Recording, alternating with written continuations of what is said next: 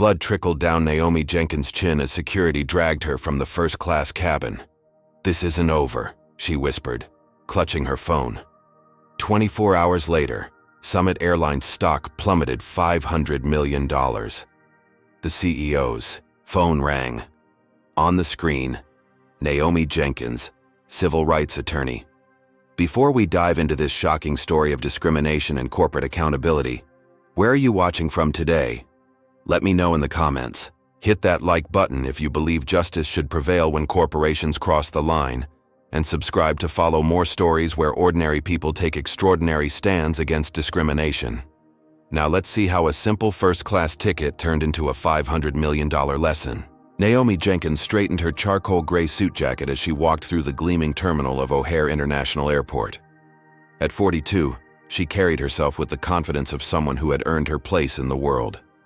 The daughter of civil rights activists who had marched alongside Dr. King in the 60s, Naomi had grown up hearing stories of segregated water fountains and the fight for basic dignity. Those stories hadn't stayed in the past. They had fueled her rise to become one of Chicago's most respected civil rights attorneys. Today's journey was particularly important. In her sleek leather briefcase, she carried the presentation she would deliver tomorrow to the American Bar Association's annual conference in Atlanta. Her speech on contemporary discrimination law would be attended by Supreme Court justices, law school deans, and hundreds of the nation's top attorneys. After 15 years of fighting discrimination cases, Naomi had earned her reputation as a legal powerhouse who never backed down. "Gate B14 for Atlanta, boarding in 30 minutes, she murmured to herself, checking her watch. She had arrived early, as was her habit. In her line of work, preparation was everything. Naomi's phone buzzed with a text from her law partner, Marcus Washington. "All set for tomorrow?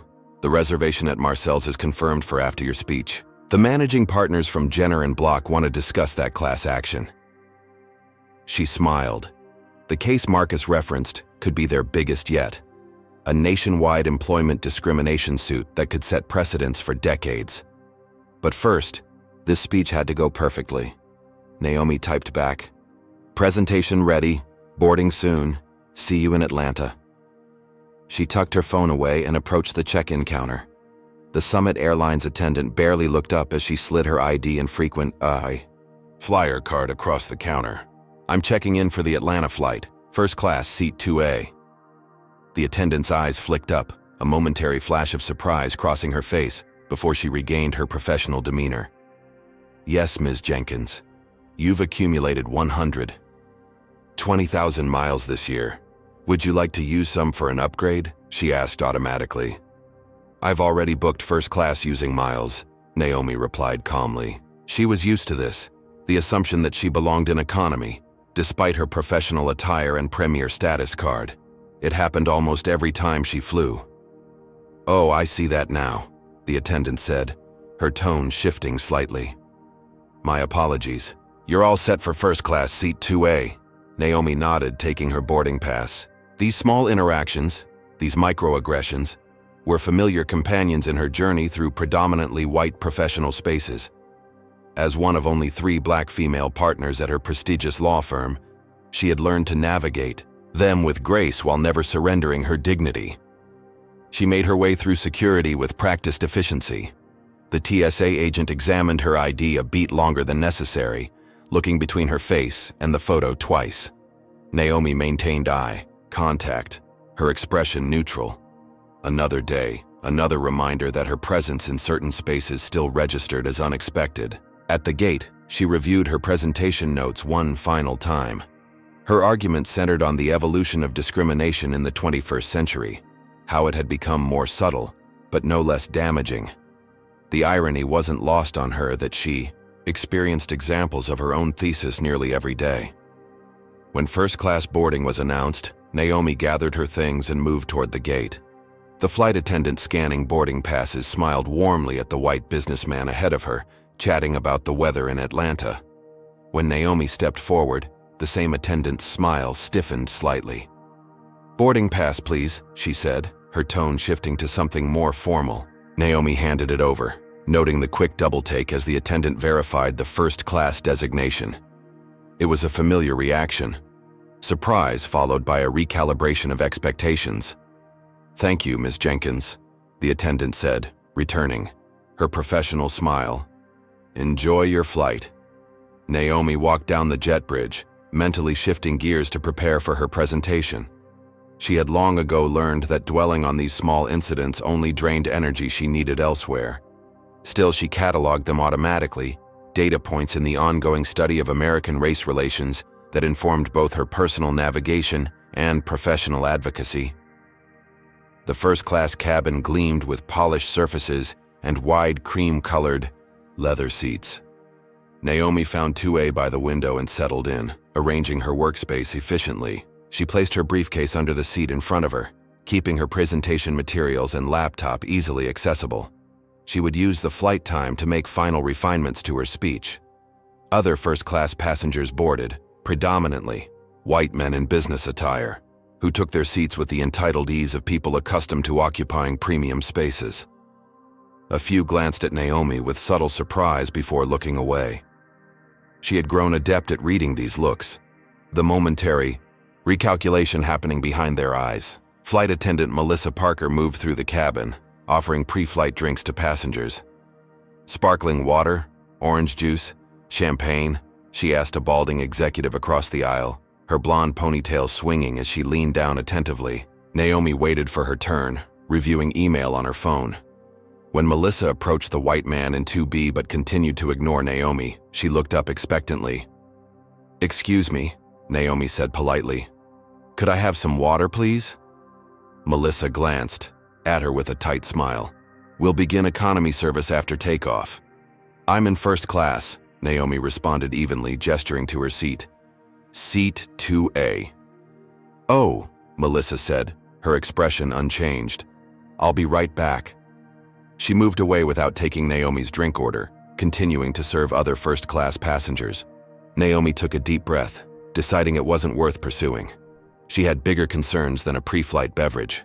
The remaining passengers boarded, and the final first-class passenger arrived, a tall white man in his 50s, with silver-streaked hair and an expensive suit. Trevor Whitfield, according to the pleasant greeting Melissa gave him as he approached. He stopped at row 2, looking at his boarding pass and then at Naomi with confusion. "I believe you're in my seat," he said confidently. "I'm in 2A, Naomi replied, showing him her boarding pass. "You must be 2B, right next to me." Trevor frowned, checking his boarding pass again. "I specifically requested a window seat." "I understand, but my assignment is 2A, Naomi said calmly. "I'm sure the gate agent can help with seating preferences for your next flight." Trevor's jaw tightened as he reluctantly took the aisle seat beside her. Almost immediately, he pressed the call button. When Melissa arrived, he leaned in and spoke in a low voice that Naomi could still hear clearly. "Is there another window seat available in first class? I'm not comfortable with this arrangement." Melissa looked between Trevor and Naomi, then nodded sympathetically. "Let me check what's available." She returned moments later, leaning down to speak privately to Trevor. "I'm sorry, sir. We're full in first class today, but I'll make sure you're well taken care of." Throughout this exchange, neither acknowledged Naomi directly. She focused on her screen, outwardly unaffected, while mentally adding this to the catalog of incidents she navigated daily. As a civil rights attorney, she understood better than most how these interactions functioned, the implicit biases, the whispered discomforts, the presumptions of who belonged where. The aircraft doors closed, and the safety demonstration began.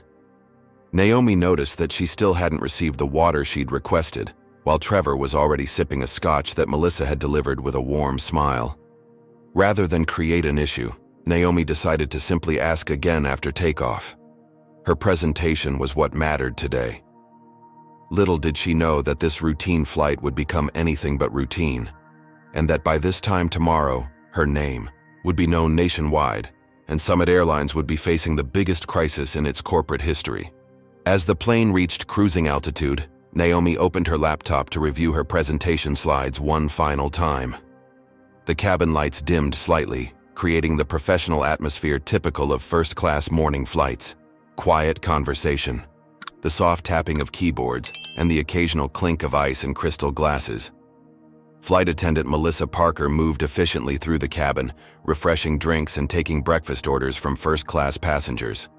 She worked her way methodically from the front, smiling and chatting with passengers as she took their selections from the gourmet breakfast menu. "Good morning, Mr. Whitfield. What can I get you for breakfast today? The frittata is excellent, or perhaps the Belgian waffles?" Melissa leaned slightly toward Trevor, her voice warm and engaging. "I'll take the frittata and another scotch," Trevor replied, not looking up from his financial newspaper. "Wonderful choice. I'll have that right out for you," Melissa responded, then turned to move to the next row without acknowledging Naomi.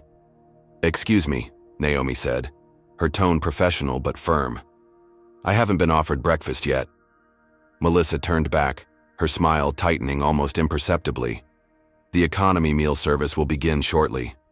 "I'm in first class, seat 2A, Naomi," replied evenly, gesturing to her clearly first-class accommodations. "I'd like to order breakfast, please." Melissa's eyes narrowed slightly as she looked at Naomi's seat, then at her face. "May I see your boarding pass, please?" Naomi maintained her composure, though the request was unusual. Flight attendants didn't typically verify boarding passes mid-flight. She reached into her handbag and produced the boarding pass, which clearly showed first class, seat 2A. Melissa examined it with unusual scrutiny, turning it over as if looking for evidence of forgery. "This seat is usually reserved for our platinum members," she said, her tone suggesting irregularity. "I am a platinum member," Naomi replied. "I fly over 100,000 miles annually with Summit." From beside her, Trevor shifted uncomfortably. "I don't mean to intrude," he said, though his tone suggested exactly that intent. "But I specifically requested not to be seated next to anyone on this flight. I paid for extra space." Melissa's expression changed to one of concern. "I see. Let me get my supervisor." As she walked away, Naomi felt a familiar tension building in her chest, the combination of frustration, indignation, and the exhausting awareness that she was experiencing something that wouldn't happen to her white counterparts. As a civil rights attorney, she recognized the patterns all too well. Around her, other first-class passengers pretended to focus on their devices and meals, but she could feel their sideways glances. Some looked uncomfortable, others curious, a few seemingly satisfied that an apparent irregularity was being addressed. Minutes later, Melissa returned with the lead flight attendant, Barbara Reynolds, a woman in her 50s with streaked blonde hair pulled into a severe bun. Barbara's expression was already set in stone before she even reached row 2. "Good morning," Barbara said, her tone formal and cold. "There seems to be some confusion about seating arrangements." "There's no confusion," Naomi replied calmly. "I'm in my assigned seat, 2A, first class. I've shown my boarding pass already." Barbara glanced at Trevor, who was now visibly agitated. "Sir, can you confirm what the issue is from your perspective?" "I specifically booked a solo seat with extra space," Trevor said firmly. "This arrangement is uncomfortable for me. I'd like it addressed." Barbara turned back to Naomi. "Ma'am, there seems to be some misunderstanding. First-class passengers are typically notified about their seating assignments at the gate. Perhaps you missed an announcement about seating changes?" Naomi straightened in her seat, her legal training kicking in. "There was no such announcement. I boarded with a valid first-class ticket for seat 2A, which is where I'm sitting. I'm a platinum member who flies this route regularly." Barbara's lips thinned. "May I see your boarding pass and ID, please?" Again, Naomi provided her documentation. Barbara examined them with the same excessive scrutiny Melissa had shown, then looked at Naomi with thinly veiled skepticism.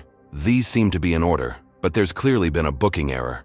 Mr. Whitfield is one of our most valued executive platinum members, and he's expressed discomfort with the current arrangement." "His discomfort is not my concern," Naomi replied, maintaining her professional tone. "I have a valid ticket for this seat. Unless you can show me a legitimate reason why I should move, I'm staying where I am." Barbara's expression hardened. "Ma'am, I'm trying to resolve this amicably. We can offer you a complimentary meal in economy while we sort this out." The implication was clear. Despite her valid first-class ticket, Naomi was being asked to move to economy to accommodate a white passenger's discomfort with sitting beside her. The familiar burn of injustice rose in her throat, but she kept her voice level. "I paid for first class. I'm seated in first class. I will remain in first class," Naomi stated firmly. By now, the interaction had drawn the attention of everyone in the first-class cabin. Some passengers looked away uncomfortably, while others watched with unconcealed interest. From the row behind, Naomi heard a whispered comment. "Why is this becoming such a big deal? Just move her." Barbara lowered her voice. "Ma'am, if you continue to be disruptive, I'll need to involve the captain." "Disruptive?" Naomi raised an eyebrow. "I'm sitting quietly in my assigned seat. How exactly am I being disruptive?" "Your tone and attitude are creating a tense atmosphere in the cabin," Barbara replied. "Mr. Whitfield and other passengers are uncomfortable." Naomi looked around the cabin pointedly. "The only tension here is coming from your staff's refusal to treat me like every other first-class passenger," Trevor interjected, his voice carrying across the cabin. "This is ridiculous. I just want to enjoy my flight in peace." Barbara straightened. "I need to involve the captain. This situation is escalating unnecessarily." As Barbara walked toward the cockpit, Naomi made a crucial decision. She discreetly removed her phone and enabled the audio recording function, placing it in her jacket pocket. As a civil rights attorney, she knew the value of documentation. Around her, the atmosphere in the first-class cabin had changed completely. The professional quiet had been replaced with tense whispers and stares. A young white woman in her 20s, across the aisle, Lily Sanders, according to her open laptop screen, caught Naomi's eye with a sympathetic glance before quickly looking away. Minutes later, Barbara returned with Captain Richard Morgan, a tall man with a silver-streaked beard and the authoritative presence that came with his uniform. "What seems to be the problem here?" he asked, directing his question to Barbara rather than assessing the situation independently.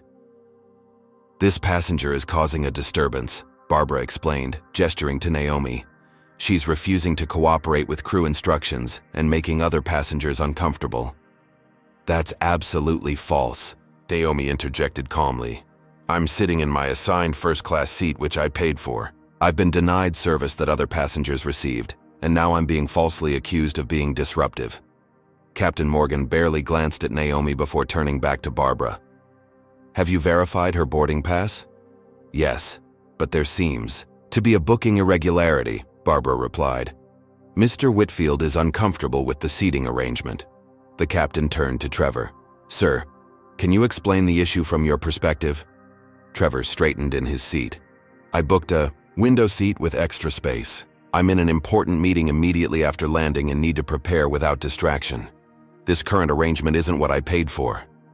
Captain Morgan nodded sympathetically before finally addressing Naomi directly. "Ma'am, I understand. There's been a misunderstanding, but my flight attendants have the authority to reassign seats as necessary for the comfort and safety of all passengers." "There's no misunderstanding," Naomi replied firmly. "I have a valid ticket for this specific seat. The only issue here is that your staff seems to have a problem with me occupying it." "Ma'am, your tone is confrontational," the captain said, his own tone hardening. "I need you to comply with my crew's instructions." "What exactly are those instructions?" Naomi asked. "To give up my rightfully purchased first-class seat because another passenger doesn't want to sit next to me? On what grounds?" The captain's jaw tightened. "If you continue to argue, I'll have no choice but to have you removed from the aircraft." From across the aisle, Lily Sanders suddenly spoke up. "Excuse me, but this doesn't seem right. She's just sitting in her assigned seat." Captain Morgan turned a stern gaze on Lily. "Please don't involve yourself, ma'am. This is being handled." "It's being handled poorly," Naomi stated. "I'm an attorney, and I recognize discriminatory treatment when I see it." At the word discriminatory, the captain's expression darkened. "That's a serious accusation and entirely unfounded. This is about passenger comfort and compliance with crew instructions." "Then please explicitly state what policy I'm violating by sitting in my assigned first-class seat," Naomi challenged. Instead of answering, Captain Morgan turned to Barbara. "Call the air marshals." We have an uncooperative passenger who needs to be removed." The cabin fell silent. The escalation was shocking, from a seating misunderstanding to summoning federal officers in minutes. "You're removing me for sitting in my assigned seat?" Naomi asked incredulously. "I hope everyone here is witnessing this." Several passengers shifted uncomfortably. A few had their phones out, discreetly recording the interaction.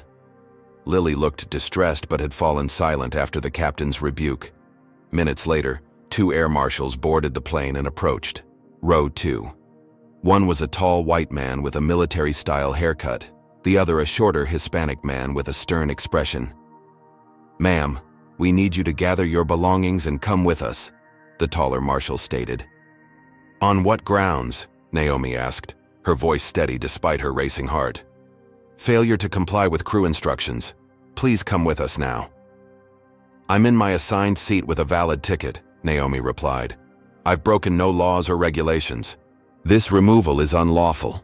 The marshals exchanged glances. The shorter one leaned down. "Ma'am, we can do this the easy way or the hard way, but you are getting off this plane." Naomi remained seated. "I will not voluntarily give up my rightfully purchased seat. If you remove me, you'll be doing so without legal justification."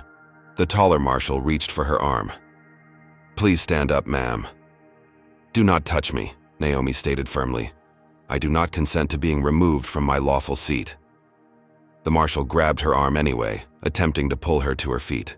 Naomi did not resist physically, but she did not assist either, remaining limp as they tried to extract her from the window seat. "This is assault," she stated clearly, making sure her phone continued recording in her pocket. The marshals became more forceful, now physically lifting her from the seat while Trevor pressed himself against the opposite side of his seat, watching with a mixture of satisfaction and discomfort. As they dragged her into the aisle, Naomi's lip caught on the armrest, splitting open. She tasted blood but remained composed, knowing that appearing angry or aggressive would only reinforce stereotypes and potentially escalate the situation further. "Everyone on this flight is witnessing a civil rights violation," she announced calmly as they pulled her down the aisle. Blood trickled from her lip, staining the collar of her white blouse. "Summit Airlines is removing a valid first-class passenger, solely because a white passenger was uncomfortable sitting next to me." The first-class cabin was deadly silent as she was dragged past. Some passengers looked away in shame, others watched in shock, and a few recorded the incident on their phones. Lily Sanders had tears in her eyes but remained frozen in her seat.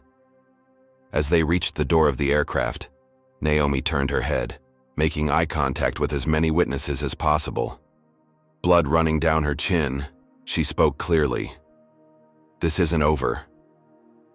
What Summit Airlines didn't know was that they had just manhandled one of the nation's top civil rights attorneys, and by this time tomorrow, their company would be in free fall, hemorrhaging $500 million in value overnight.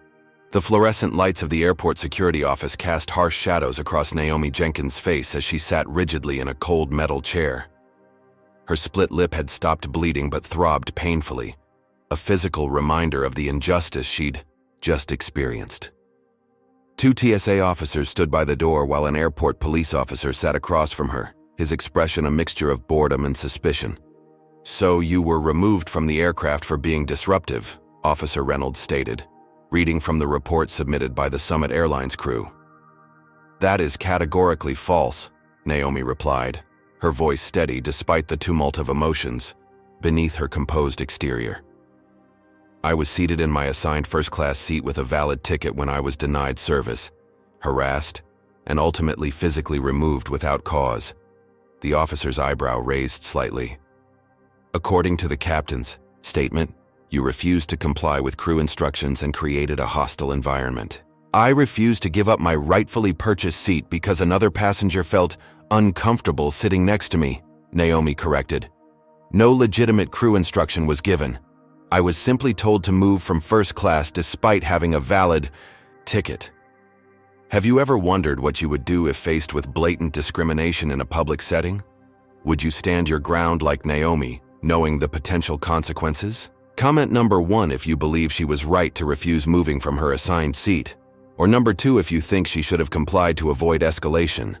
Don't forget to hit that like button if you believe justice matters in everyday situations, and subscribe to hear more stories about standing up against discrimination. What do you think happened next when a prestigious civil rights attorney was forcibly removed from her seat?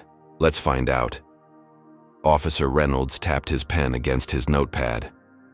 Ms. Jenkins, I understand you're upset, but interfering with airline crew is a federal offense. I'm well aware of federal aviation regulations, Naomi responded, her legal training evident in her precise language. I'm also aware of federal civil rights laws prohibiting discrimination in public accommodations, which is what I experienced today. She reached carefully into her pocket and withdrew her phone. I have audio recording of the entire interaction. Would you like to hear it before proceeding with any charges? The officer's expression changed subtly. You recorded the incident? Yes. As a civil rights attorney, I understand the importance of documentation, Naomi stated. The recording will clearly demonstrate that I was calm, reasonable, and within my rights at all times. This new information seemed to give the officer pause. He glanced toward the door where a Summit Airlines representative hovered, a young man in a crisp uniform with an anxious expression. Let me consult with my supervisor, Officer Reynolds said, standing up. Please wait here. As he stepped outside, the airline representative approached Naomi with a forced smile. Ms. Jenkins, I'm Kevin Brooks from Summit Airlines Customer Relations. I want to sincerely apologize for any misunderstanding today. Naomi regarded him coolly. This wasn't a misunderstanding, Mr. Brooks. It was discrimination, plain and simple. Kevin's smile faltered. We at Summit take such allegations very seriously. I'd like to offer you a voucher for a future flight and our sincere regrets for any inconvenience. He slid an envelope across the table. Inside was a voucher for $500 and a form that Naomi immediately recognized as a liability waiver. You want me to sign away my right to legal action in exchange for $500? Naomi asked incredulously. Kevin shifted uncomfortably. We're simply trying to resolve this situation amicably. The voucher is a goodwill gesture. Naomi slid the envelope back without touching the waiver. Mr. Brooks, I've spent 15 years representing clients in discrimination cases. This goodwill gesture is insultingly inadequate, and frankly, reveals that Summit doesn't understand the gravity of what occurred today. Ms. Jenkins, I was publicly humiliated, physically assaulted, and removed from a flight I paid for solely because of racial bias, Naomi interrupted, her voice remaining measured but firm. I missed a critical professional presentation that I cannot reschedule. Your crew members' actions were not only morally reprehensible but legally actionable under multiple federal statutes. Kevin's professional veneer cracked slightly. Those are serious allegations that Summit Airlines categorically denies. Denials won't matter when the video evidence from multiple passengers goes public, Naomi responded. Which I assure you, it will. The door opened, and Officer Reynolds returned with a senior police officer. Their expressions had shifted notably. Ms. Jenkins, the senior officer began, after reviewing the situation, we won't be pursuing any charges related to this incident. You're free to go. Naomi stood, gathering her belongings with deliberate calm. Thank you. I'll need documentation of this detention, including the names and badge numbers of all officers involved, as well as copies of any reports filed. The officers exchanged glances, recognizing the language of someone preparing for legal action. We can provide those, the senior officer agreed reluctantly. As Naomi prepared to leave, she turned to the Summit representative. Mr. Brooks, please inform your corporate counsel that I'll be filing formal complaints with the Department of Transportation, the FAA, and the Civil Rights Division of the Justice Department. I'll also be pursuing civil remedies for the violations that occurred today. Kevin's face paled. Ms. Jenkins, I'm sure we can find a more productive resolution. That opportunity passed when your employees dragged me off a plane for being black in first class, Naomi stated flatly. All further communication should go through legal channels. With that, she walked out of the security office, her professional demeanor intact despite the chaos of the morning. Only when she reached a private bathroom did she allow herself a moment of emotional release, her hands shaking as she examined her injured lip in the mirror. The taste of blood had faded, but the sting of humiliation remained sharp. Naomi had spent her career fighting for others facing discrimination. Now she found herself at the center of exactly the kind of case she usually litigated. She took a deep breath and called her law partner. "Marcus, it's Naomi. I'm not going to make the presentation." Her voice finally cracked slightly. "Something happened on the flight. I need our crisis team activated immediately." As she explained the situation, Marcus Washington's initial concern gave way to strategic focus. By the time she ended the call, a plan was already forming. The Jenkins and Washington law firm was known for its formidable response to civil rights violations, and now that expertise would be directed at Summit Airlines. Meanwhile, across the terminal, Kevin Brooks was making a very different phone call. To Summit's corporate headquarters, his voice tight with stress as he explained that the passenger they'd removed wasn't just any customer, she was Naomi Jenkins, founding partner of one of the nation's premier civil rights law firms, and a litigator with a perfect record of victories against corporate discrimination. Outside the airport, Naomi's phone buzzed with notifications. The incident was already spreading on social media. A passenger had posted a partial video showing her being dragged down the aisle, blood on her face with the caption, "Black woman with first-class ticket forcibly removed from a Summit Air flight today. She was calm. They were not. Flying. While black." The clip had already been shared thousands of times. By the time Naomi's taxi reached her hotel, 3 news outlets had contacted her for comment. She declined for now, knowing that strategic timing would be crucial. First, she needed to document her injuries, collect witness statements, and coordinate with her legal team. What neither Naomi nor Summit Airlines yet realized was that this incident would soon spiral beyond a personal injury case into a national, reckoning on race, corporate accountability, and the everyday indignities that Black Americans continued to face. By this time tomorrow, Summit's stock would be in free fall, and Naomi Jenkins would become the catalyst for a corporate crisis that would transform an industry. As she entered her hotel room, Naomi caught a glimpse of herself in the mirror, poised, professional, with a visibly split lip that told a story no corporate denial could erase. She straightened her shoulders and reached for her laptop. The battle had just begun.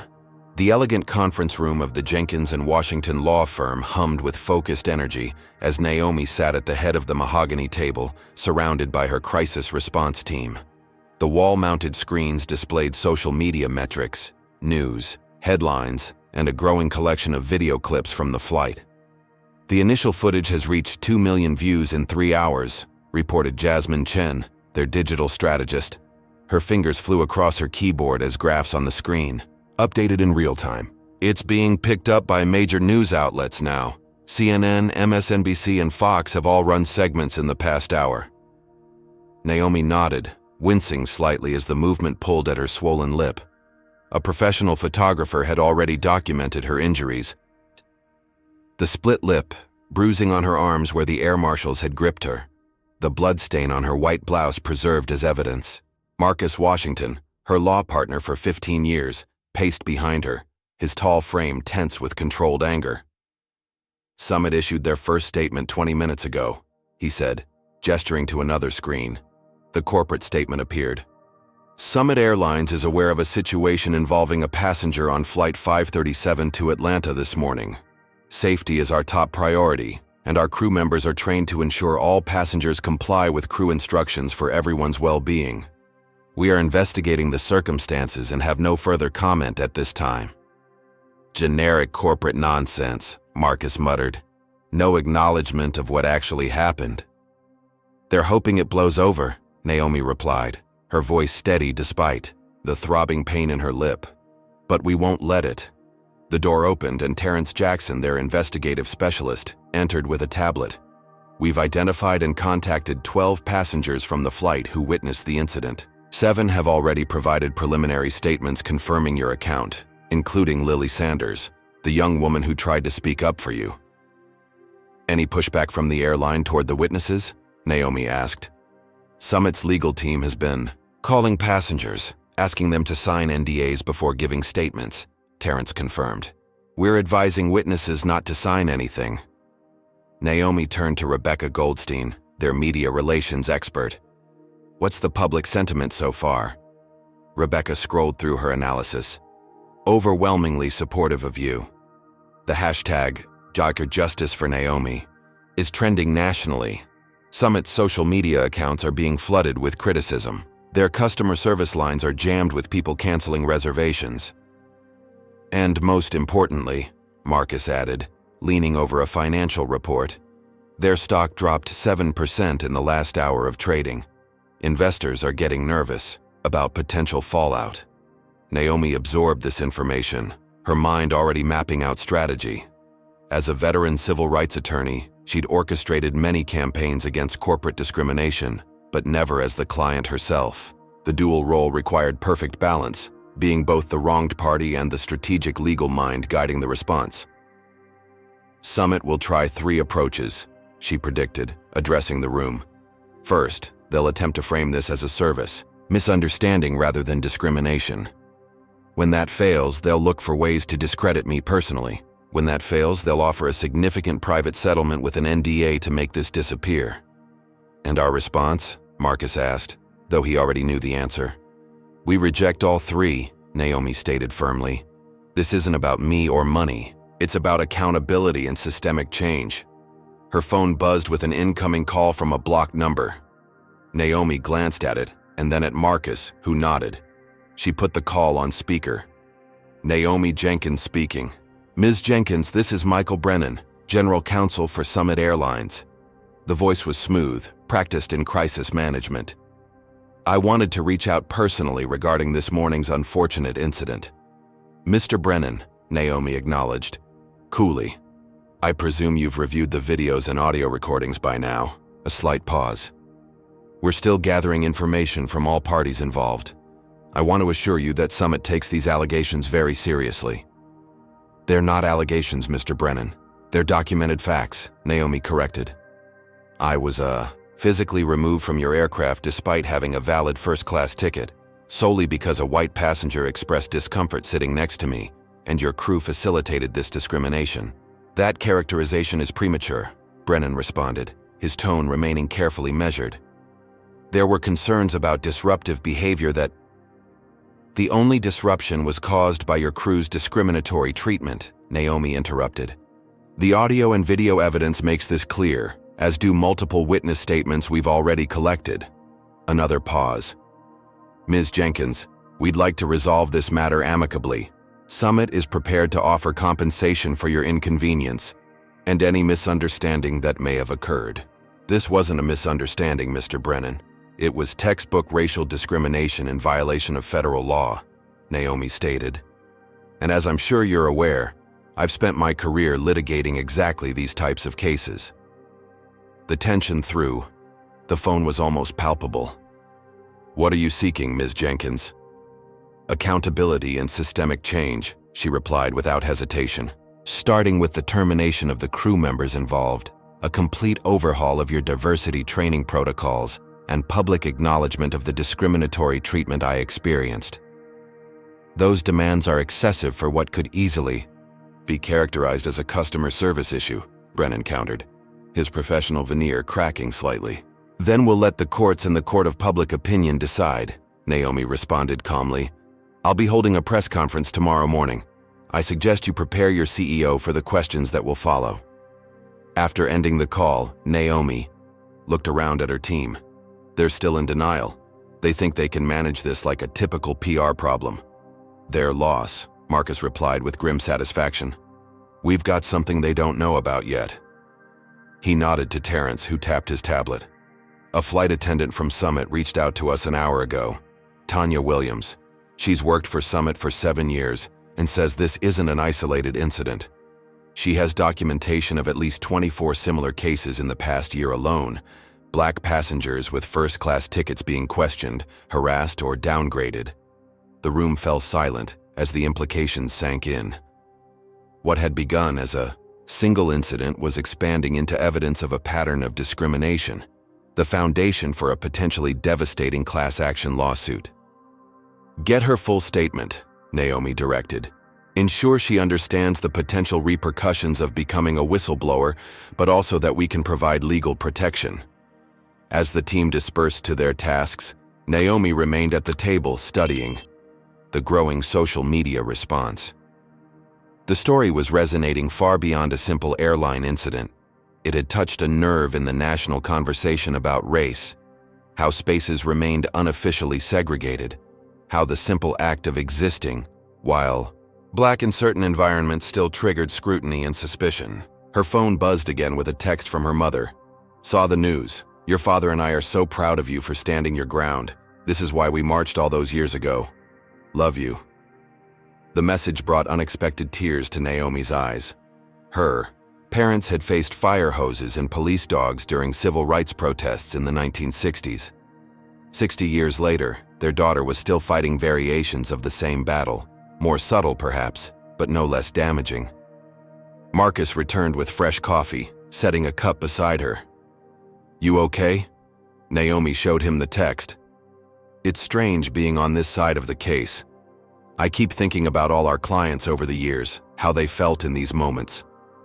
"You're handling it with the same grace they did," Marcus assured her, "and Summit has no idea what's coming." Outside the law firm's windows, the Chicago skyline gleamed in the afternoon sun, while across the country, in Summit Airlines corporate headquarters, emergency meetings were being convened as executives began to grasp the magnitude of their crisis.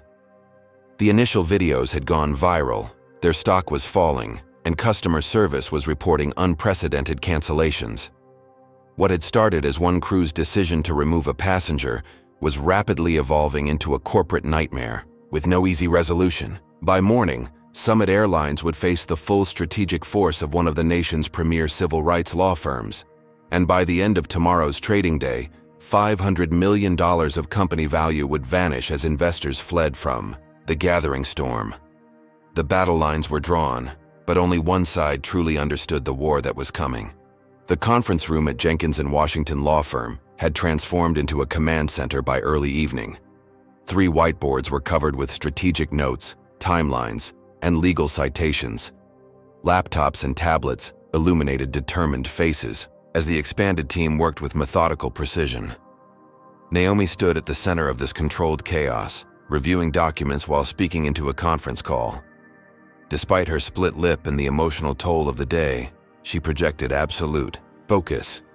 This was familiar territory, just usually from the advocate's side rather than the client's. "The press conference is scheduled for 9 a.m., she confirmed to the media team. "We'll distribute preliminary evidence packets to selected journalists at 8:30. Marcus will handle the initial statement, then I'll take questions." As she ended the call, Marcus approached with a secure tablet. "Tanya Williams came through in a big way," he said, his voice low with controlled anger. "This goes deeper than we thought." Naomi took the tablet, scanning the whistleblower's detailed statement and supporting documents. Tanya Williams, a black flight attendant with Summit for 7 years, had been secretly documenting a pattern of discriminatory practices within the airline. "They have an actual policy?" Naomi's voice was incredulous as she read further. "Not officially on paper," Marcus clarified, "but look at the training materials." Naomi scrolled to the presentation slides from Summit's flight attendant training program. One section titled "Premium Cabin Management" contained disturbing guidance. "Ensure passengers match typical first-class demographic profile," and "Discreetly verify credentials of passengers who may appear out of place." "This is corporate sanctioned profiling," Naomi murmured, continuing to read. "Did she provide the data on passenger removals?" Marcus nodded grimly. 24 black passengers with valid first-class tickets were questioned, harassed, or removed in the past year. Only 2 white passengers faced similar treatment, both for actual rule violations involving alcohol. The implications were staggering. What had happened to Naomi wasn't an isolated incident or the actions of a few biased employees. It reflected systematic discrimination embedded in corporate culture and training. "We need to verify this independently," Naomi decided. "Reach out to our contacts at the Department of Transportation. See if there's a pattern in the formal complaints filed against Summit." As Marcus left to make the calls, Rebecca Goldstein entered with fresh social media analytics. "The story has gone international," she reported. Over 15 million views across platforms. Celebrity influencers are weighing in, mostly supporting you. Summit's stock closed down 12%. Today, Naomi nodded, processing this information. What's their PR response so far? Still stonewalling, Rebecca replied. Their updated statement claims they're conducting a thorough investigation, but continues to frame it as a passenger compliance issue rather than discrimination. And the crew members involved? Captain Morgan gave an interview to Aviation Daily, claiming you were argumentative and refused reasonable crew instructions. Flight attendant Barbara Reynolds hasn't made any public statements, but her social media history. Rebecca hesitated. What about it? Naomi prompted. Our digital team found several problematic posts she tried to delete today, complaints about entitled minorities, and memes mocking black passengers. Screenshots have already leaked to Twitter. This revelation didn't surprise Naomi, but it strengthened their case considerably. Add those to the evidence packet for tomorrow. The door opened again, and Terrence entered with another tablet. We've been digging into Summit's corporate structure and major investors, he explained. Something interesting came up. He displayed a complex ownership diagram. Summit's parent company, Apex Holdings, has several major investors with troubling histories. The largest Winchester Capital has settled 3 discrimination lawsuits in the past decade. Their founder, Gerald Winchester, sits on Summit's board and has a history of opposing diversity initiatives. Naomi studied the connections, seeing the bigger picture emerge. So this goes beyond frontline employees to the very top of the corporate structure. Exactly, Terrence confirmed. Winchester specifically blocked a proposed diversity training program last year, calling it unnecessary political correctness. This information added another dimension to their strategy. The problem wasn't just biased flight attendants. It was corporate leadership that enabled and protected discriminatory practices. As the team continued building their case, Naomi stepped away briefly to a quiet corner office. The adrenaline that had carried her through the day was fading, leaving room for the emotional impact to surface. Her hands trembled slightly as she touched her swollen lip. The humiliation of being dragged from the plane played in her mind. The stares, the physical manhandling, the blood on her blouse. As a civil rights attorney, she had counseled countless clients through similar traumas, but experiencing it firsthand revealed dimensions she hadn't fully appreciated before. Her phone buzzed with a text from her father. Just saw you on the news. Remember what we always taught you. They can take your seat but never your dignity. Proud of you, baby girl. Naomi smiled despite her pain, drawing strength from her family's legacy of resilience. 3 generations of her family had faced discrimination in different forms. Her grandparents under Jim Crow laws, her parents during the civil rights movement, and now her in the supposedly post-racial corporate America. The forms evolved, but the underlying prejudice remained. A soft knock on the door interrupted her thoughts. Jasmine entered with concern on her face. We're getting reports. That Summit's PR team is digging into your background, she warned. They're looking for anything they can use to discredit you. Standard playbook, Naomi nodded. Let them try. My record speaks for itself. There's more, Jasmine continued hesitantly. We've detected what appears to be a coordinated effort to shift the narrative online. Suddenly there are dozens of accounts claiming you were actually disruptive on the flight, that you demanded special treatment, that the whole thing is a setup for a lawsuit. Trolls or organized campaign? Naomi asked. Looks organized. The accounts use similar language and timing. We suspect Summit has engaged a crisis management firm that specializes in reputation attacks. Naomi absorbed this news without surprise. Document everything. It strengthens our case that they're more concerned with attacking me than addressing their discriminatory practices. Returning to the main conference room, Naomi found Marcus ending a call, his expression grim but satisfied. Summit's CEO William Patterson just gave an interview to CNBC, he reported. He claimed you were playing the race card, and that the incident had nothing to do with discrimination. Rebecca looked up from her laptop. I've got the clip. The team gathered around her screen to watch Summit CEO William Patterson, a polished white man in his 60s, speaking confidently to the financial news network. While we regret any misunderstanding with Ms. Jenkins, Summit Airlines does not discriminate.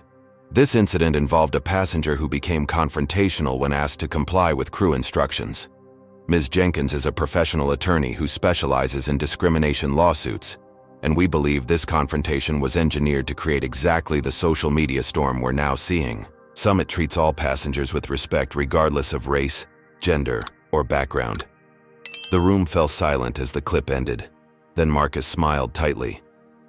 He just did our job for us. He publicly accused me of fabricating a discrimination incident for financial gain, Naomi noted, her legal mind immediately processing the implications. That's defamation per se. And he did it while the physical evidence of your injuries is still visible, Rebecca added. Perfect timing for our press conference tomorrow. As the evening progressed, the strategy evolved from addressing a single incident to exposing a pattern of corporate-sanctioned discrimination. The whistleblower's evidence, the CEO's inflammatory statements, and the coordinated smear campaign all painted a picture of a company more interested in covering up racism than confronting it. Around midnight, as the team was finalizing preparations for the morning press conference, Terrence burst into the room. New video just dropped, he announced, connecting his laptop to the main screen. Complete footage from 3 different passenger angles. The room watched in silence as the unedited videos showed the full incident from multiple perspectives. Unlike the partial clips that had circulated earlier, these captured every moment.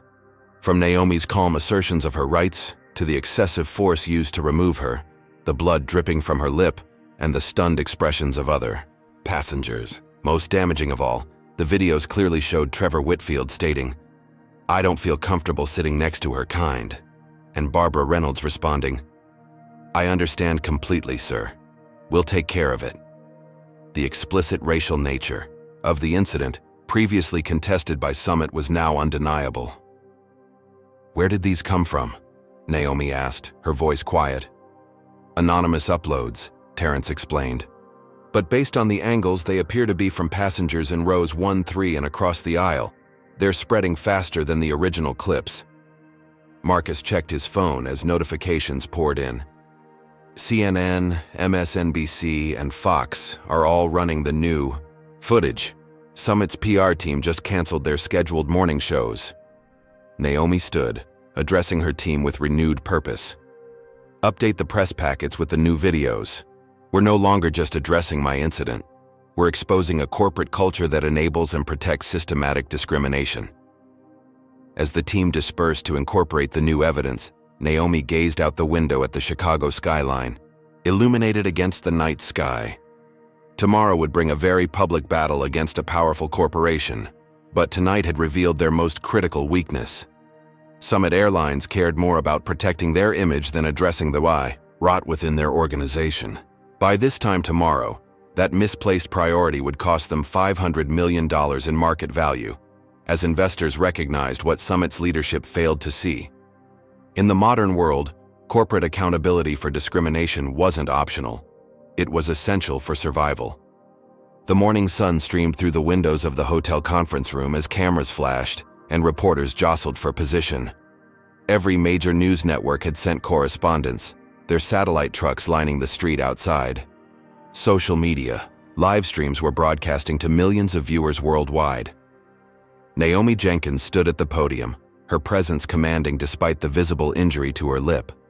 Dressed in a tailored navy suit, she projected strength and dignity as Marcus concluded his opening statement. "And now," Marcus announced, "Naomi Jenkins will share her experience and take your questions." The room fell silent as Naomi stepped forward. Her voice was steady, her words measured and precise. "Yesterday morning, I boarded Summit Airlines, Flight 537, with a valid first-class ticket purchased with frequent flyer miles I earned as a platinum member who flies over 100,000 miles annually. I was forcibly removed from that flight, not for any violation of rules or regulations, but because a white passenger expressed discomfort sitting next to me, and the Summit Airlines crew chose to accommodate his racial bias rather than respect my rights as a paying customer." She paused, allowing the gravity of her words to settle. What happened to me was not an isolated incident. Evidence we're releasing today shows that Summit Airlines has a pattern of discriminating against Black passengers in first class. In the past year alone, 24 Black passengers with valid first-class tickets were questioned, harassed, or removed from Summit flights, compared to just 2 white passengers, both of whom had actually violated airline policies. Camera. Shutters clicked rapidly as reporters scribbled notes. Naomi continued, her voice gathering strength. This discrimination isn't the result of a few biased employees. It stems from corporate policies that instruct crew to ensure passengers match the typical first-class demographic profile and to verify credentials of passengers who appear out of place. These are Summit's words, not mine. She gestured to the evidence packets being distributed to journalists. Last night, Summit Airlines CEO William Patterson publicly accused me of fabricating this incident for financial gain, an allegation that is demonstrably false and defamatory. Rather than addressing the discrimination within his company, Mr. Patterson chose to attack my character and professional integrity. As questions erupted from the press corps, Naomi maintained perfect composure, answering with the precision of the accomplished attorney she was. When asked about her demands, her response was clear. This isn't about money. It's about accountability and systemic change. Summit Airlines must acknowledge the discrimination that occurred, terminate the employees responsible, implement comprehensive anti-bias training, and establish independent oversight of their practices. By noon, the press conference had dominated news cycles. The hashtag Boycott Summit was trending #1 worldwide, with celebrities and influencers amplifying the call. Summit's social media accounts were flooded with criticism and cancellation announcements. Have you ever witnessed discrimination and wondered if speaking up would make any difference? Naomi's courage is changing an entire industry overnight. Comment #1. If you believe more people should stand up against discrimination like she did. Or #2 if you think individual actions can't change corporate behavior. Don't forget to hit that like button if you believe in holding powerful companies accountable, and subscribe for more stories about ordinary people creating extraordinary change. How far do you think this boycott will go? Let's see what happened as the public pressure mounted.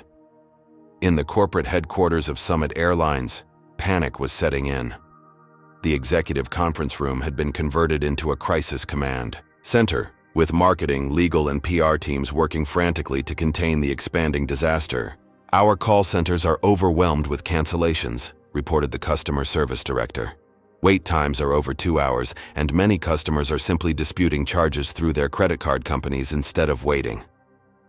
The chief financial officer looked up from his laptop, his face ashen. The stock opened down 18%. We've lost over $300 million in market value since opening bell. Summit's board of directors had convened an emergency meeting, connecting virtually from across the country. Gerald Winchester of Winchester Capital, the largest investor, appeared on the main screen, his expression thunderous. "This is a catastrophe of management's making," Winchester declared. Patterson's CNBC interview poured gasoline on the fire. "We need to contain this immediately." In a desperate attempt to stem the bleeding, Summit's PR team released a new statement. "Summit Airlines takes these allegations seriously. We have placed the crew members involved in yesterday's incident on administrative leave pending a thorough investigation. We are committed to treating all passengers with dignity and respect, and we do not tolerate discrimination of any kind." The statement was immediately criticized for referring to documented events as allegations and for failing to address the systemic issues or apologize to Naomi directly. Meanwhile, at Jenkins in Washington, the team monitored the unfolding crisis. Reports came in of major corporate clients suspending their Summit travel contracts. Delta, American, and United Airlines issued statements reaffirming their commitment to diversity and inclusion, tacitly distancing themselves from Summit's practices. Southwest just announced a Respect in the Skies initiative, Rebecca reported. They're explicitly capitalizing on Summit's crisis. Naomi nodded, reviewing the latest updates. "What's the status on the class action?" Terrence pulled up a digital map showing potential plaintiffs across the country. 27 individuals who experienced similar discrimination on Summit. Flights have already contacted us. We're vetting their cases now. The morning's press conference had transformed what Summit hoped to contain as a single incident into a nationwide movement for accountability. Black in First Class was trending alongside Ache Boycott Summit, with thousands sharing their own experiences of travel discrimination. Throughout the day, more employees came forward. A ground crew supervisor revealed that Summit gate agents were informally instructed to scrutinize certain passengers' first-class tickets more carefully than others. A former flight attendant trainer confirmed that crews were evaluated partly on maintaining the appropriate premium cabin atmosphere, a coded reference to catering to wealthy white passengers' comfort. By mid-afternoon, the crisis took another turn when Trevor Whitfield, the passenger whose discomfort had triggered Naomi's removal, gave an unexpected interview to CNN. "I regret my behavior," Whitfield admitted, looking uncomfortable. "I had no legitimate reason to feel uncomfortable sitting next to Ms. Jenkins. I acted on implicit bias that I'm now forced to confront. The airline staff should have challenged my inappropriate request rather than accommodating it." This public acknowledgement from the very passenger who initiated the incident further undermined Summit's attempts to blame Naomi for what happened. As the business day progressed, the financial impact deepened. Summit's stock continued its free fall, triggering circuit breakers twice. Institutional investors began issuing statements of concern, and rumors circulated about emergency board discussions regarding CEO William Patterson's future. While the corporate crisis unfolded publicly, Naomi faced personal challenges behind the scenes. Death threats arrived by email and social media, requiring her law firm to hire additional security. Her home address was doxed by extremist groups, forcing her to temporarily relocate to a hotel. "We've received 14 credible threats in the past 3 hours," reported the security consultant. "Most are just keyboard warriors, but 3 warrant serious concern."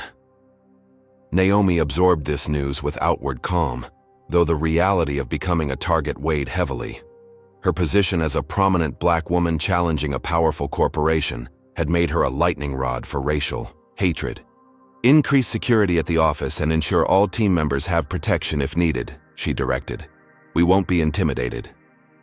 That evening, as Summit Airlines approached $400 million in lost market value, their board of directors reached a critical decision. William Patterson was asked to step aside temporarily while the company navigated the crisis. An emergency press release announced that Chief Operating Officer Victoria Chen would serve as interim CEO effective immediately.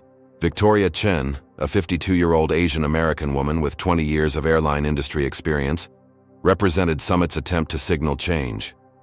Within hours of her appointment, she requested a private meeting with Naomi Jenkins, a dramatic shift from Patterson's combative approach. "Should we take the meeting?" Marcus asked as they reviewed the request. Naomi considered the strategic implications. "Yes, but on our terms, at our offices, with our full legal team present." As night fell on the first full day of the crisis, Summit Airlines' market value had plummeted by over $450 million.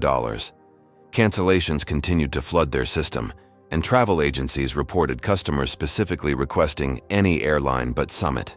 In less than 36 hours, a single act of discrimination witnessed by a plane full of passengers had evolved into a national referendum on corporate accountability for racism. By morning, the $500 million threshold of lost value would be crossed, setting records for the fastest reputation-driven financial collapse in airline industry history. What Summit's leadership failed to understand, and what Naomi Jenkins knew from years of civil rights work, was that in the modern era, consumers expected more than performance solidarity.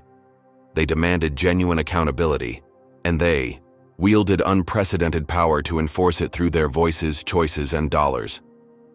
The battle was far from over, but the leverage had shifted decisively. When Victoria Chen walked into Jenkins and Washington's offices tomorrow, she would do so not as a corporate power broker, but as the representative of a company fighting for its very survival. The digital display on the trading floor showed Summit Airlines' stock in free fall, down 26% since market opening, triggering the third circuit breaker of the morning. The $500 million threshold of lost market value had been crossed within minutes of the opening bell, and the collapse showed no signs of slowing. In Summit's emergency board meeting, faces were grim as financial analysts presented the catastrophic numbers. Cancellations had reached unprecedented levels, with their booking system showing 62% fewer reservations compared to the previous week. Corporate travel accounts, the lifeblood of their premium cabin revenue, were suspending contracts en masse. "This is existential," declared the chief financial officer, his voice tight with stress.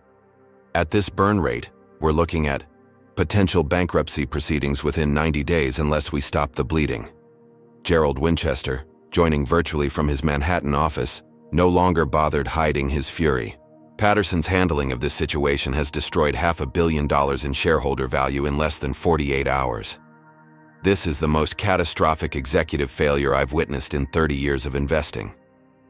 The boardroom doors opened, and William Patterson entered for what would be his final appearance as CEO. Ashen-faced and visibly sleep-deprived, he took his seat as the board chairman delivered the inevitable news. "Bill, the board has voted unanimously. You're terminated, effective immediately. Victoria Chen will continue as interim CEO while we conduct a search for permanent leadership." Patterson nodded stiffly, having expected this outcome. "I understand. For the record, I still believe we followed proper protocols regarding the Jenkins incident." Winchester's voice cut through the video conference speakers. "That delusion is exactly why you're being fired, Bill. The videos clearly show racial discrimination that's costing us hundreds of millions. Your failure to recognize that reality makes you unfit to lead." As Patterson was escorted from the building, Victoria Chen assembled her crisis team in the executive suite. At 52, Chen had navigated numerous airline industry challenges, but nothing compared to the existential threat Summit now faced. "Our first priority is stopping the financial hemorrhage," she stated, addressing the somber executives. "And that begins with acknowledging reality. What happened to Naomi Jenkins was inexcusable discrimination that reflects systemic problems within our company." The shift in tone was dramatic. After 2 days of denials and deflection under Patterson, Chen's candor stunned the room into silence. "I've reviewed all videos, audio recordings, and internal communications," she continued. "The evidence is irrefutable. A valued customer with a valid first-class ticket was removed from our aircraft because of racial bias. Our crew enabled that. Discrimination instead of preventing it. Our training materials inadvertently encouraged profiling, and our former CEO compounded the damage by attacking Ms. Jenkins rather than taking responsibility." She pulled up a presentation slide showing the afternoon's scheduled meeting. "In 2 hours, I'll be meeting with Naomi Jenkins and her legal team. I'm going prepared to acknowledge these facts, offer a genuine apology, and present a comprehensive plan for systemic change. Any questions?" The head of legal raised his hand hesitantly. "Ms. Chen, admitting fault to this degree could significantly increase our liability exposure, and continuing to deny the obvious will destroy this company entirely," Chen replied firmly. "Sometimes the right thing morally is also the right thing financially. This is one of those times." Across town, Naomi Jenkins prepared for the meeting. In her law firm's conference room. The past 48 hours had been exhausting, but validating. What began as a humiliating personal experience had catalyzed a national conversation about race, privilege, and corporate accountability. "Victoria Chen's background is impressive," Marcus noted, reviewing her profile. 20 years in the industry, MBA from Wharton, reputation as a change agent at her previous airline. "She's also faced discrimination herself," Rebecca added. In a 2018 industry conference, she spoke about being mistaken for service staff despite being an executive vice president at the time. Naomi absorbed this information, considering its strategic implications. She may genuinely understand the issues at stake here, but that doesn't mean her primary loyalty isn't to salvaging Summit's business. The firm's security team conducted a final sweep of the conference room before the high-stakes meeting. The threats against Naomi had intensified overnight, requiring armed guards at all entrances to the building. Her parents had been moved to a secure location after their home address was published on extremist forums. "The security situation is deteriorating," reported the head of their protection detail. "We've identified 3 credible death threats that warrant FBI involvement." Naomi nodded grimly. Becoming the face of this fight had personal costs she'd anticipated but whose emotional weight still surprised her. As a civil rights attorney, she'd always stood beside clients facing such threats. Experiencing them directly revealed dimensions of vulnerability she hadn't fully appreciated before. "Maintain all precautions," she directed, "but we won't be intimidated into silence." At precisely 2 o'clock, Victoria Chen arrived with a minimal team, just Summit's new general counsel and chief diversity officer. The contrast with typical corporate delegations, which often included armies of lawyers and PR specialists, was immediately noticeable. After introductions, Chen opened with unexpected directness. "Ms. Jenkins, I want to begin by offering my personal and professional apology for the discriminatory treatment you experienced on our aircraft. What happened to you was wrong, inexcusable, and reflects failures at multiple levels of our organization." The room fell silent. After days of Summit's denials and deflections, this unequivocal acknowledgement shifted the dynamic considerably. "Your apology is noted," Naomi replied carefully. "But acknowledgement alone isn't sufficient. We're seeking specific actions and structural changes." Chen nodded. "I understand completely. That's why I've brought a comprehensive proposal addressing both your personal experience and the systemic issues it exposed." She presented a detailed document outlining immediate actions: termination of all employees involved in the incident, $5 million in personal damages to Naomi, and a public acknowledgement of wrongdoing. More significantly, the proposal included structural reforms: mandatory anti-bias training for all staff, revision of all training materials to eliminate discriminatory guidance, establishment of an independent oversight committee with civil rights representatives, and $50 million dedicated to industry-wide diversity initiatives.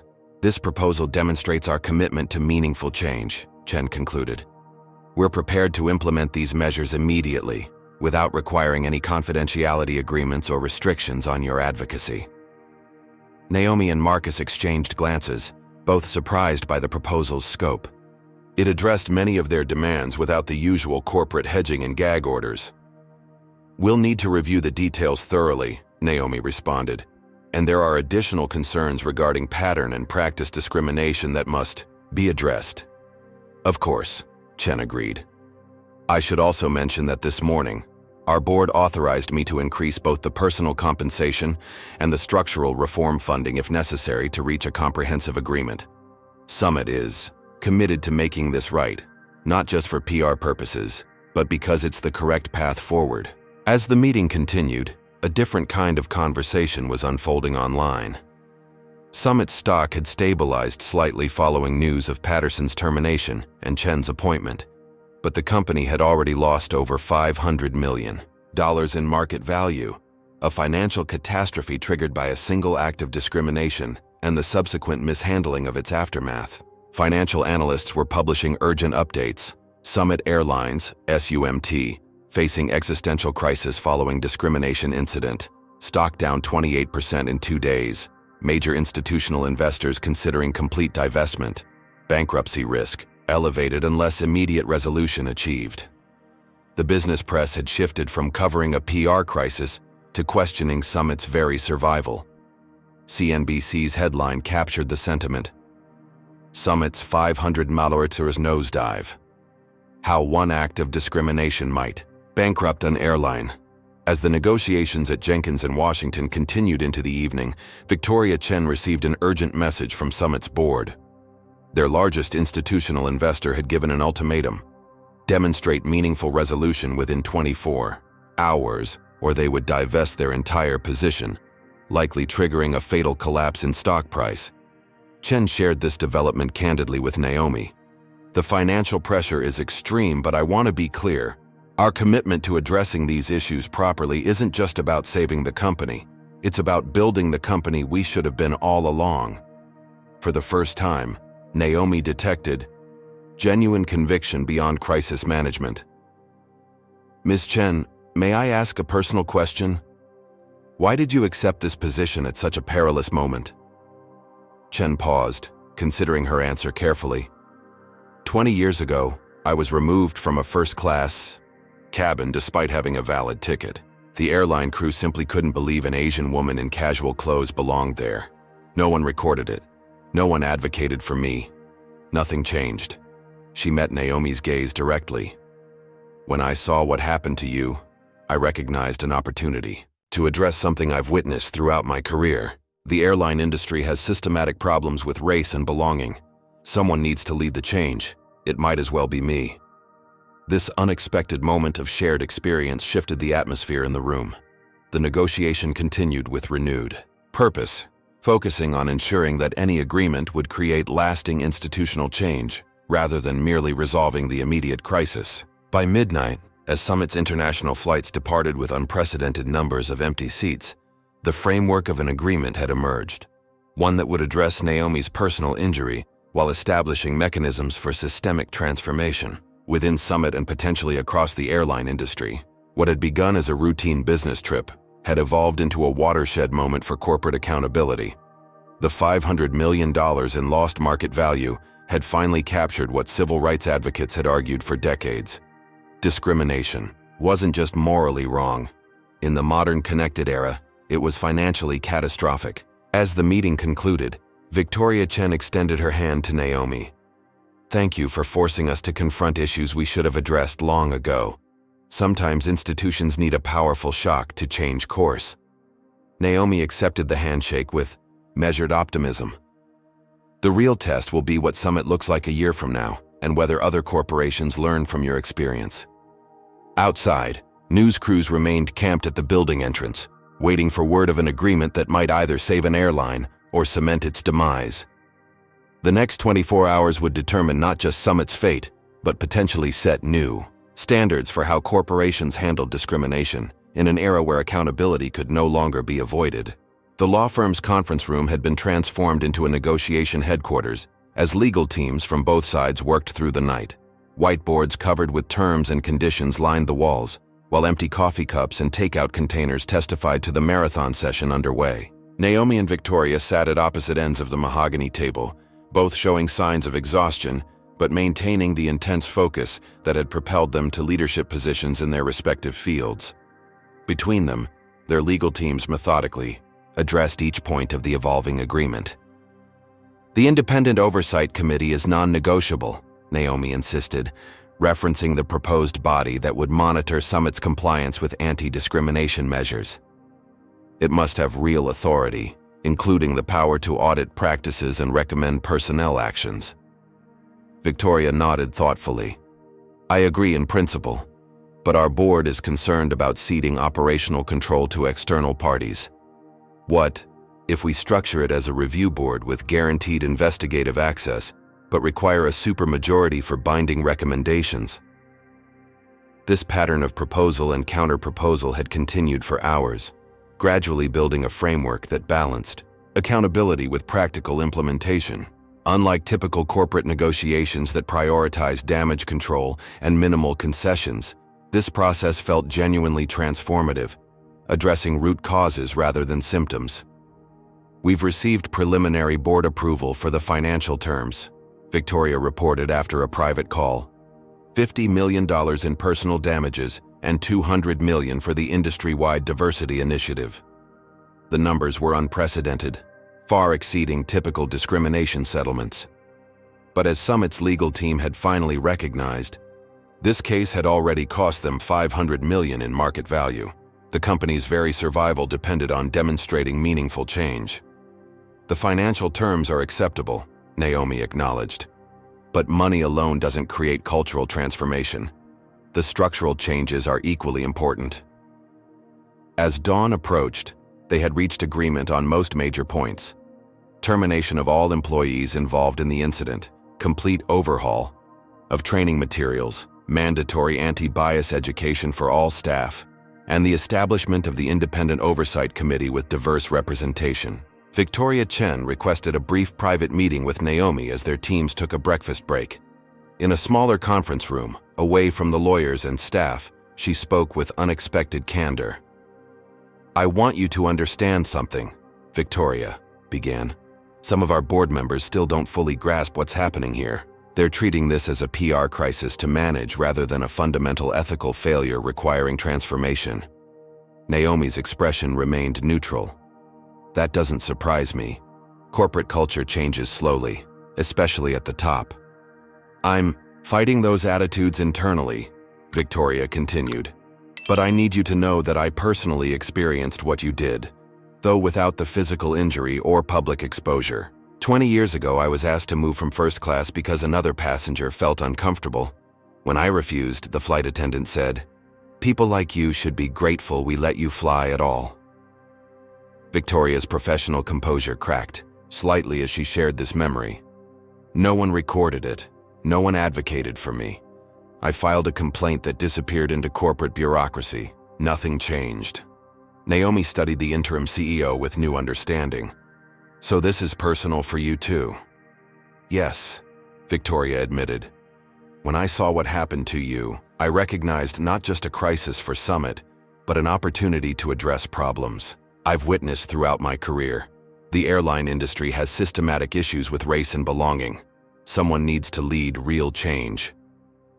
This moment of shared experience created an unexpected bridge between adversaries. Both women had navigated predominantly white corporate spaces their entire careers, developing the composure and strategic thinking necessary for survival while never surrendering their dignity.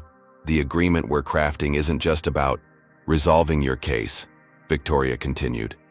"It's about creating a template for transformation that other companies might follow, not because it's profitable or generates good PR, but because it's right."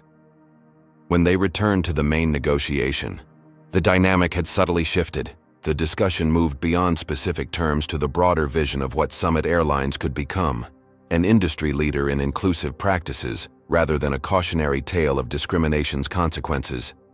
By mid-morning, news had leaked that negotiations were nearing completion. Summit stock had stabilized somewhat, though still down 25% from its pre-incident value. Financial analysts speculated about the settlement's impact on the company's future. As the legal teams finalized documentation, a new challenge emerged. Anonymous threats against both Naomi and Victoria had intensified overnight, suggesting a coordinated campaign to derail the agreement. Summit's security team reported suspicious activity targeting their corporate systems, while Jenkins and Washington detected multiple attempted intrusions into their network. "The backlash is escalating," Marcus informed Naomi during a break. "We've traced some of the threats to sources connected with extremist groups, but others appear linked to corporate interests, possibly competitors hoping Summit collapses, or business associates of former CEO Patterson." This external pressure only strengthened both women's resolve to complete the agreement. By early afternoon, all major points had been addressed, and the final document was being prepared for signatures. As they waited, Victoria received an urgent message. Summit's digital security team had discovered text messages between former CEO William Patterson and board member Gerald Winchester discussing how to handle the situation if any of those people cause problems in first class. The messages, dated 6 months earlier, referenced a policy of discreetly discouraging undesirable elements from premium cabins. Victoria immediately shared this information with Naomi. "This confirms what we suspected. The discrimination was known and tacitly approved at the highest levels." Naomi's legal team quickly incorporated this new evidence into the final agreement, strengthening the language around leadership accountability and board-level oversight of anti-discrimination measures. By late afternoon, the comprehensive agreement was ready. At 78 pages, it represented the most detailed corporate anti-discrimination framework ever negotiated in the airline industry.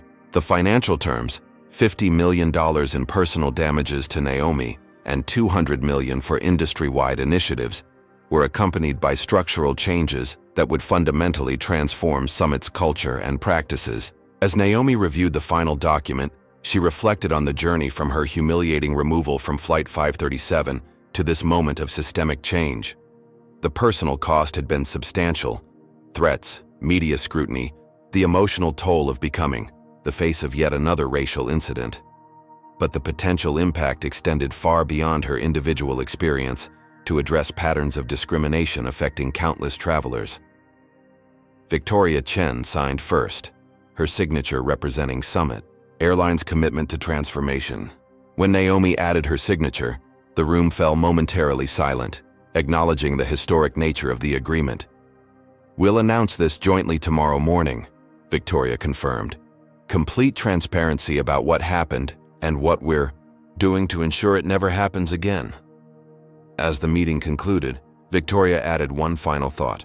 "Ms. Jenkins, I want to thank you for your courage and persistence. Most people would have accepted the voucher and moved on. Your refusal to do so might well save this company by forcing us to become what we should have been all along." Outside, as evening fell on the third day of the crisis, news of an imminent agreement had already begun to shift the narrative. Summit's stock had recovered slightly in late trading, though the company had still lost nearly $500 million in market value since the incident. What neither woman could fully predict was how their agreement would reshape not just one airline, but potentially an entire industry's approach to diversity, equity, and belonging. The transformation born from a moment of discrimination would eventually extend far beyond what either had imagined possible when Naomi was dragged bleeding from her rightful seat in first class just 72 hours earlier. Camera flashes illuminated the hotel ballroom as Naomi Jenkins and Victoria Chen stood side by side at the podium. Behind them, a backdrop displayed the logos of both Summit Airlines and the newly established Transportation Equity Foundation. The room was packed with journalists from around the world, all focused on the historic announcement about to be made. Victoria spoke first, her voice steady and clear. 3 days ago, Summit Airlines failed in our most fundamental obligation: to treat all customers with dignity and respect regardless of race, gender, or background. Naomi Jenkins, a distinguished attorney and valued customer, was wrongfully removed from her rightful first-class seat due to racial bias. Today, we acknowledge that failure without qualification and announce comprehensive measures to ensure it never happens again. She turned slightly toward Naomi, whose split lip had begun to heal but remained visible, a physical reminder of the incident's reality that no corporate statement could erase. "On behalf of Summit Airlines, I offer our deepest apology to Ms. Jenkins for the discrimination, humiliation, and physical injury she experienced. This apology extends to all passengers who have faced similar treatment in our cabins. What happened was inexcusable, and we are taking unprecedented steps to address both this specific incident and the systemic issues it revealed." Victoria then outlined the agreement's key points: $50 million in personal damages to Naomi, termination of all employees involved in the discrimination, and establishment of the Transportation Equity Foundation with a $200 million endowment to promote diversity throughout the industry. Most significantly, she announced structural changes that would transform Summit from within: mandatory comprehensive anti-bias training for all 28,000 employees, revision of all training materials to eliminate discriminatory guidance, creation of an independent oversight committee with civil rights leaders, and implementation of the industry's first anonymous reporting system for discrimination incidents. These measures represent not just crisis management, but a fundamental recommitment to equity as a core value, Victoria concluded. Summit Airlines will become the industry leader in inclusive practices, not because it's profitable, but because it's right. When Naomi stepped to the microphone, the room fell silent. Her presence carried the moral authority of someone who had faced injustice and transformed it into opportunity for systemic change. "What happened to me on Flight 537 reflects patterns of discrimination that many travelers experience daily," she began. "The difference in my case was that it was recorded, witnessed, and impossible to deny. This agreement isn't about one incident or one airline. It's about acknowledging that spaces remain unofficially segregated in America, and that corporations have a responsibility to dismantle rather than reinforce these barriers." She outlined the Transportation Equity Foundation's mission: to conduct research, develop training programs, and establish industry-wide standards for inclusive practices across all transportation sectors. "This foundation will ensure that the change begins but doesn't end with Summit Airlines," Naomi explained. "Its independent board will include civil rights leaders, transportation experts, and affected community members working together to transform how we all move through the world." The press conference continued with questions from journalists, all answered with remarkable transparency. When asked if the financial settlement was excessive, Victoria responded without hesitation: Summit Airlines lost $500 million in market value because of discriminatory practices and our initial failure to address them properly. This agreement isn't just morally right, it's financially necessary for our survival. The lesson for corporate America should be clear. Discrimination isn't just wrong, it's devastatingly expensive. As the formal announcement concluded, markets responded immediately. Summit's stock began to recover, with financial analysts noting that the clear accountability and forward-looking strategy had restored some investor confidence. Though the company's value remained significantly below pre-incident levels, the existential threat of collapse had receded. In the weeks that followed, the agreement's implementation began in earnest. The first visible change came when Barbara Reynolds, Melissa Parker, and Captain Richard Morgan, the crew members involved in Naomi's removal, were publicly terminated for violations of company policy and failure to uphold basic standards of equal treatment. The message to all Summit employees was unmistakable. Discrimination would no longer be tolerated at any level. Next came the comprehensive review of training materials. Outside experts identified and eliminated problematic language, including the directive to ensure passengers match typical first-class demographic profile. New guidelines explicitly instructed crew members to challenge rather than accommodate passenger requests based on racial discomfort. The Independent Oversight Committee assembled with remarkable speed, bringing together respected civil rights leaders, transportation experts, and diverse community representatives. Their first meeting, live-streamed to demonstrate transparency, established clear metrics for measuring progress and mechanisms for accountability. 3 months after the incident, Naomi Jenkins boarded another Summit Airlines flight, this time as an honored guest on the inaugural journey of the airline's New Era initiative. The first-class cabin now featured crew members of diverse backgrounds, including several who had been passed over for premium cabin assignments under previous leadership. In a powerful moment of reconciliation, the lead flight attendant, a black woman who had been restricted to economy service for years despite seniority, personally welcomed Naomi aboard. On behalf of the new Summit Airlines, welcome to first class, where everyone with a ticket belongs. The industry-wide impact spread rapidly. Competing airlines, recognizing the financial and reputational risks of similar incidents, rushed to implement their own diversity initiatives. The Transportation Equity Foundation began publishing quarterly scorecards rating airlines on inclusive practices, creating market incentives for improvement. 6 months later, Summit Airlines had recovered much of its lost market value while transforming its corporate culture. Victoria Chen's interim role had been made permanent, with the board recognizing her leadership in navigating the crisis. Most significantly, passenger surveys showed increased satisfaction across demographic groups, demonstrating that inclusion enhanced rather than detracted from the customer experience. 1 year after being dragged bleeding from her rightful seat, Naomi Jenkins stood before a classroom of law students at Howard University, sharing lessons from what had become a landmark case in corporate accountability. The most powerful tool for change in corporate America isn't necessarily legislative or judicial action, she explained.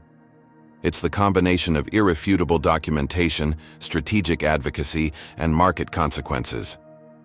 Summit Airlines didn't change because they suddenly developed a moral compass. They changed because discrimination cost them $500 million in 3 days. A student raised her hand. But would anything have changed if your removal hadn't been recorded and gone viral? Naomi's expression turned thoughtful. That's why documentation and solidarity matter so much. My parents marched for basic rights in the 60s with fire hoses turned on them. Today, our phones and social connections can be equally powerful, weapons in the continuing struggle for dignity and belonging. As she concluded her lecture, Naomi shared a final development. The Summit Airlines Board of Directors had unanimously approved the industry's first comprehensive anti-discrimination policy, with Naomi Jenkins herself appointed as chairperson of the Oversight Committee. The company that had once dragged her from first class now looked to her leadership to guide their transformation. Outside the lecture hall, Naomi met with her parents, the civil rights activists who had instilled in her the courage to stand her ground. Her father embraced her with tears in his eyes. "When we marched all those years ago," he said quietly, This is what we dreamed might be possible. Not just the right to sit anywhere, but the power to transform the places where we sit. Naomi nodded, understanding the generational journey that had brought her to this moment. The struggle for dignity and belonging continued, but the mechanisms for accountability had evolved. What remained constant was the courage to say, as she had with blood on her face, "This isn't over." And indeed it wasn't over, it was just beginning. The transformation sparked by one woman's refusal to surrender her rightful place had created ripples that would continue to expand, challenging institutions to become what they claimed to be. Spaces where justice wasn't just a slogan, but a lived reality for everyone who entered. Have you ever witnessed someone standing up against injustice and wondered what impact they truly made? Naomi's story shows how one person's courage can transform an entire industry. I'd love to know your thoughts in the comments.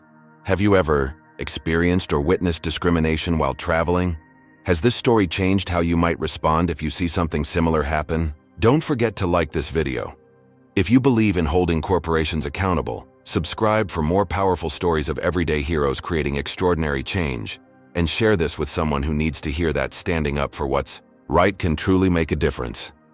Thank you for joining me for this incredible journey of justice. And remember, sometimes the most powerful words you can say when facing injustice are simply, "This isn't over."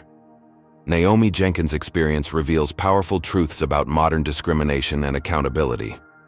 First, documentation transforms individual suffering into irrefutable evidence. Her recorded removal exposed systemic racism that Summit Airlines couldn't deny. Second, corporate America responds most dramatically to financial consequences. $500 million in lost value accomplished what moral arguments alone couldn't. Third, true change requires both individual courage and institutional transformation. Naomi's refusal to accept a voucher forced Summit to confront deep-rooted biases. Fourth, discrimination isn't just wrong, it's financially devastating in today's connected world where consumers demand authentic corporate values. Finally, the journey from segregated spaces to true belonging continues across generations. What Naomi's parents fought for with protests, she advanced through strategic, legal action. The most profound lesson? Systems don't change because they develop conscience. They change when maintaining discrimination becomes more costly than eliminating it.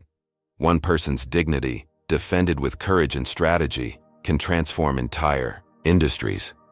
What discrimination have you witnessed or experienced that went unchallenged? Naomi's courage reminds us that speaking truth to power can create lasting change, but it takes all of us standing together.